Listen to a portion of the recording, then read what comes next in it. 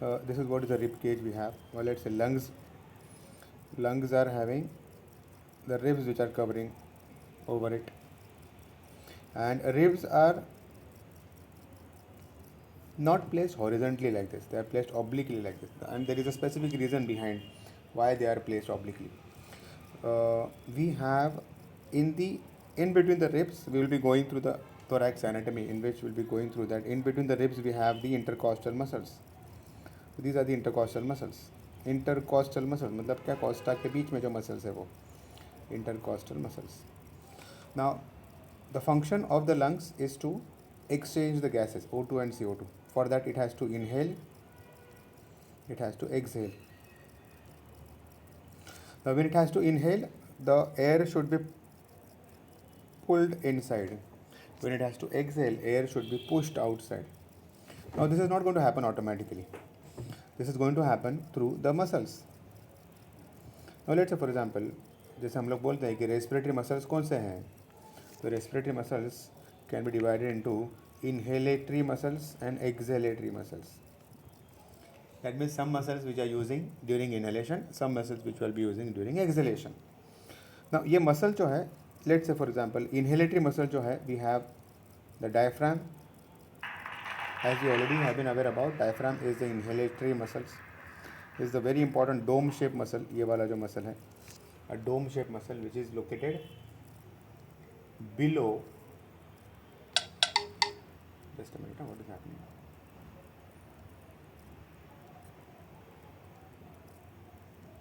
The muscle which is located below the lungs, lungs के नीचे it is located. Now this muscle which is a dome shaped muscle. So when it has to contract, ये क्या होगा? This is going to increase the lungs का length, vertical length I can say.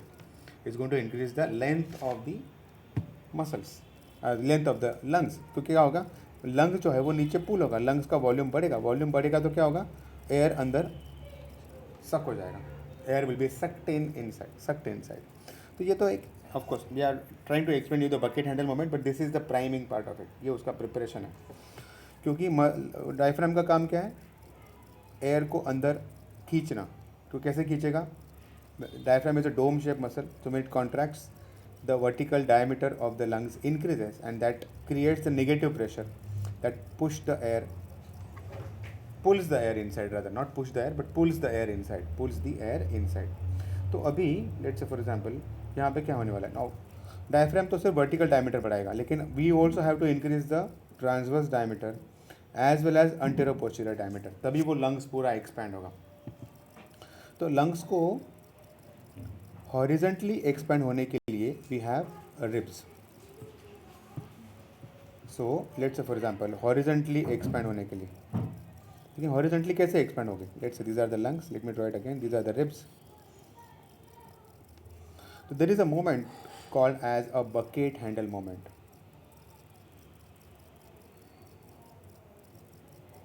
Bucket handle moment, ये इसको क्यों बोला गया? Let's say for example, this is what is the bucket, and this is what is the handle of the bucket. Now consider the handle of the bucket is like the ribs, which is also placed obliquely. ये भी obliquely placed है, ये भी obliquely placed. Now these handle, it is located at this particular level.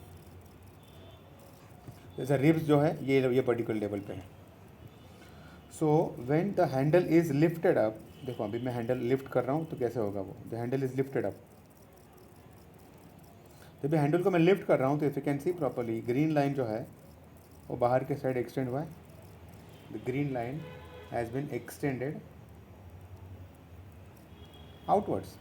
मतलब क्या होगा? जब ये रिब्स एलिवेट होगा, ये रिब्स है, रिब्स एलिवेट होगा तो ribs will be placed more laterally, will be going more laterally. Ribs will be placed और will be going more laterally. That is what is bucket handle moment. Bucket handle moment क्या करता है? जैसे bucket का handle lift होगा तो it be going more laterally. घर पे अगर बकेट है तो बकेट उठा के देखो, is what is the commonest experiment we can do. So transverse diameter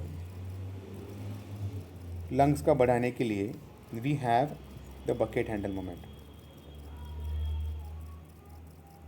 अभी समझा? Consider the ribs are like handle of the bucket. अभी समझा? So why do we want to increase the transverse diameter? Because if you increase the transverse diameter, lungs में negative pressure create होगा और air अंदर push pull होगा.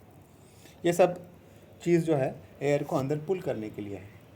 It is suppose to pull the air inside, और उसके लिए ये सारा मोमेंट. और दूसरा टाइप का मोमेंट कौन सा है? Which is the other type of moment? Pump handle moment. Pump handle moment.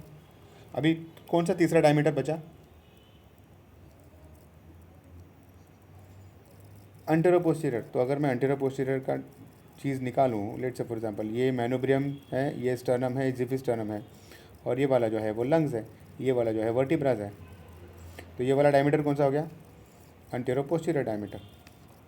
तो जब भी सिमिलरली रिब्स जब भी कॉन्ट्रैक्ट होता है तभी ये जो मैनोब्रियम स्टर्नम है ये और अंटीरियरली पुश होता है. जस्ट लाइक अ handle, pump handle. Pump handle कैसे काम करेगा अभी मैं निकालूँ. ये पंप, ये नल है और ये हैंडल है. अब ये हैंडल जब भी ऑब्लिक है तो हैंडल जब भी ऊपर आएगा, सॉरी एक सेकेंड, हाँ ये अभी ये हैंडल ऐसा है. Let me draw it like this so that we understood properly. ये हैंडल ऐसा है, तो ये हैंडल का लेवल अभी ये है. तो हैंडल जब भी नीचे आएगा तभी क्या होगा, वो ये साइड में पुश होगा. सिमिलरली ये मैनोब्रियम स्टर्नम जो है वो भी अंटीरियरली पुश होता है. So you can also inhale it right now, you can feel your manubrium sternum. आगे पुश होता है थोड़ा सा 2 मिलीमीटर 2 सेंटीमीटर तक. That is a pump handle moment. So ये पंप है, ये वहाँ से पानी निकल रहा है. कैन इमेजिन पुराने ज़माने में जो पंप रहते थे, पानी के पंप हैंडल, तो हाथ से पानी निकालते थे. सो ये पंप का, अगर पंप का हैंडल ऑब्लिक है तो ये लेवल पे रहता है. अगर पंप का हैंडल सीधा हो जाए तो पुश होता है अंटीरियरली. सिमिलरली ये मैनोब्रियम स्टर्नम जो है ये भी पुश होगा अंटीरियरली. सो एपी डायमीटर के लिए अपने पास पंप हैंडल मोमेंट है, ट्रांसवर्स डायमीटर के लिए अपने पास बकेट हैंडल मोमेंट है, एंड वर्टिकल डायमीटर के लिए अपने पास कौन सा मसल है? डायफ्राम. डायफ्राम. तो तीनों डायमीटर्स बढ़ाने के लिए अपने पास स्पेसिफिक चीज़ें हैं, इसीलिए हम लोग इनहेल कर पाते हैं. See these are the muscles which we are using. कौन से मसल्स है ये? इंटरकॉस्टल मसल्स है and diaphragm. These are the normal muscles I can say for inhalation. अभी मैं जो रेस्पिरेटरी मसल्स बताया था, let me finish that topic also. Respiratory muscles में क्या है? इनहेलेटरी मसल्स है एंड एक्सेलेटरी मसल्स है. इनहेलेटरी मसल्स कौन से बताया मैंने? Diaphragm and intercostal muscles. To be more precise is an external intercostal muscles. Internal intercostal transverse थोड़ा सा इतना काम नहीं करता. External intercostal is more important for inhalation. Exhalation के लिए कौन सा मसल लगता है? Do we require any muscle for exhalation? अभी तुम इनहेल करो तो तुम मसल कॉन्ट्रैक्ट कर रहे हो.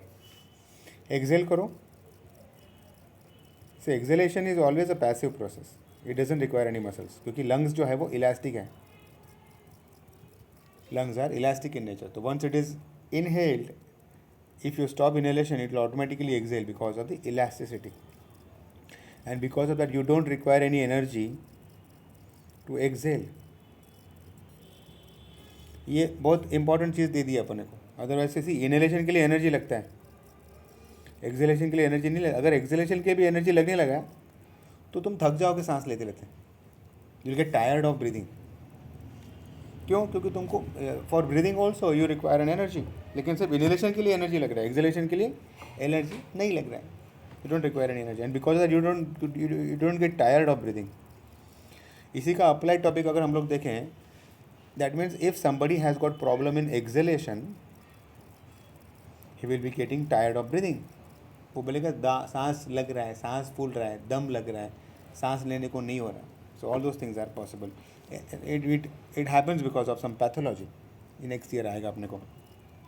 But inhalation doesn't require any energy because inhalation requires energy. Exhalation doesn't require any energy. तो ये, लेकिन ये वाला जो हो गया, अभी समझा? थोड़ा सा ये टॉपिक में एक्सटेंड करता हूँ. अगर हमने कुछ इनिशिएट किया है तो even we are able to finish few MCQs today, will be okay. As such तुम्हारे doubt clearing is more important. So make sure that you have good specific doubts so that और बाकी जो चीज़ें theoretical है वो तो तुमको समझ जाती है, तो वो डबल करने की ज़रूरत नहीं. तो will concentrate more on MCQs, additional knowledge as well as your doubts. That is what we can do. So यहाँ पे मैं पढ़ा रहा था रेस्पिरेटरी मसल्स. जैसे मैंने बताया, respiratory muscles in resting condition and forceful respiration. थोड़ा सा मैं कुछ ऐड करता हूँ. रेस्टिंग में इनहेलेशन एंड एक्सेलेशन. ये ऐसे वाला ये वाला बुक में भी नहीं दिया हुआ, लेकिन we can go through it so that we can understand it more clearly. ये में few things which are applied in nature. Let's say for example respiratory muscle जो अपने को लगने वाले हैं रेस्टिंग कंडीशन में और फोर्सफुल रेस्पिरेशन. फोर्सफुल रेस्पिरेशन मतलब क्या? अभी जो तुम ब्रीथ कर रहे हो वो रेस्टिंग कंडीशन में ब्रीथ कर रहे हो, आराम से ब्रीथ कर रहे हो, आराम से एक्सेल कर रहे हो, आराम से इनहेल कर रहे हो, आराम से एक्सेल कर रहे हो. तो you require only few muscles because the requirement for oxygen is less compared to the forceful respiration. So as मैंने बताया, इनहेलेशन के लिए अपने को लगता है intercostal muscles and diaphragm. Acceleration doesn't require any muscles, doesn't require any energy, and it is a passive process. लेकिन जब भी फोर्सफुल इनहेलेशन करो, now right now also you can do it. जोर से सांस लो और अंदर रोक के रखो. For example if you do it, you are using some additional muscles. Now which are those muscles? अभी तुम जोर से सांस लेते हो, if you can imagine it, if you can feel it, neck के कुछ मसल्स प्रोमिनेंट हो जाते हैं. वो सर फोर्सफुल में वापस इनहेलेशन एंड एक्सेलेशन. इनहेलेशन के लिए फोर्सफुल इनहेलेशन क्या करते हो तुम? फोर्सफुल इनहेलेशन जब भी करते हो, नेक के कुछ मसल्स प्रोमिनेंट होते हैं, उसको बोलते हैं स्टेनोमास्टॉइड मसल. जो मसल तुमको नेक इधर उधर घुमाने के लिए काम में आता है वो प्रोमिनेंट हो जाता है. And also scaleni muscles which will also elevate the first and second rib, जो कि यूजुअली एलिवेट नहीं होता है. Scaleni muscles are attach to the first and second rib. तो वो एडिशनल मसल्स है. As well as if you can also feel it, तुम्हारे nose के नॉस्ट्रिल्स जो है वो डायलेट हो जाते हैं.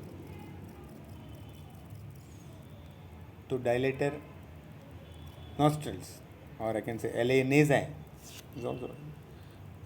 फोर्सफुल जब इनहेल करते हो तो नॉस्ट्रिल्स जो है वो डायलेट हो जाते हैं, नाक के जो नॉस्ट्रिल्स हैं डायलेट होते हैं. तो दीज आर द इनहेलेशन का एडिशनल मसल्स. फोर्सफुल इनहेलेशन जब भी तुम एक्सरसाइज करते हो, जब भी तुम भाग रहे हो, जब भी तुम का ऑक्सीजन रिक्वायरमेंट ज़्यादा है, that time you are able to use this muscles, you are going to use this muscles. Exhalation के लिए कौन सा मसल यूज़ करोगे? Which the muscle which is helping you to exhale forcibly. अभी exhale करके देखो forcibly. What are you doing? Automatically तुम abdominal muscles contract करते हो, जो अपन ने एब्डोमेन के टाइम लिए थे. सो एब्डोमिनल मसल्स, एब्डोमिनल मसल तो वो तो मसल तो एब्डोमेन के हैं, तो थोरैक्स में कैसे काम करेंगे? अभी यू भी इमेजिन दैट कि वो थोरैक्स अलग है सर, एब्डोमेन अलग है. It's all connected. So abdominal muscle जो है, एब्डोमिनल वॉल के मसल जो है, वो हम लोग यूज़ करते हैं for forceful exhalation as well as. And ये नॉस्ट्रिल वाले मसल वो भी हम लोग डायलेट करते हैं, तो Excel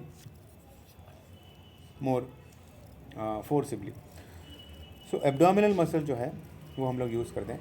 but of course abdominal अगर हमको यूज़ करना पड़ा फॉर अ लॉन्गर ड्यूरेशन, हम लोग टायर्ड हो जाते हैं.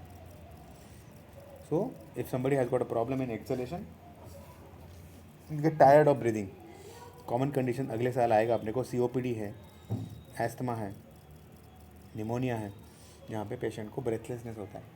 Patient gets tired of breathing because he is going to use those additional muscles for a very long duration.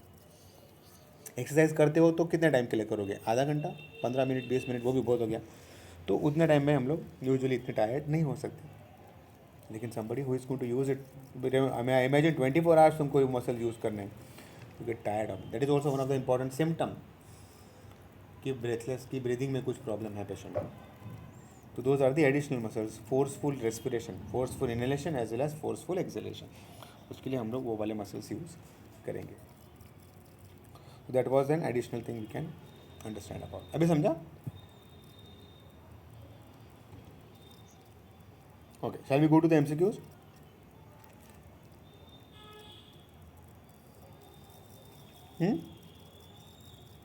Okay.